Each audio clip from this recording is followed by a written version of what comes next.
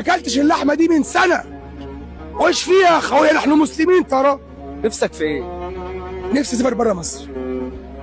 ده اللي نفسك فيه بس؟ الفلبين والله انا راضي بيها، وشرف امي راضي بيها.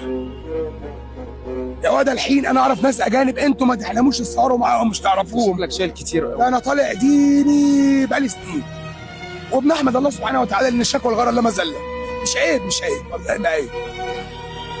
انت اللي حطيتني يا بطل، والله لا انكتك واحنا ماشيين. انت عارف ان مصر كلها دلوقتي شافتك وبتتكلم وبتحكي عنك؟ يا عم ايه المشكله؟ ما الناس كلها بتتكلم بقالها 200 سنه ترى.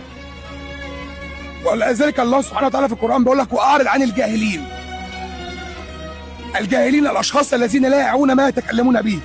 فانا كنت محترم زمان، اي ووز جود مان، كنت بحفظ قران وطيب وابن حلال. ست ماتت انا بقيت منحرف، بقعد في الزباله بشرب مخدرات بس سايكل.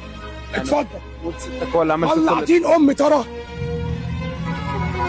قطعت شرايين ايدي مفيش فايده. ايه الحل؟ ما هذه اللعنه بحق الجحيم. الكلام اللي بتقوله ده انت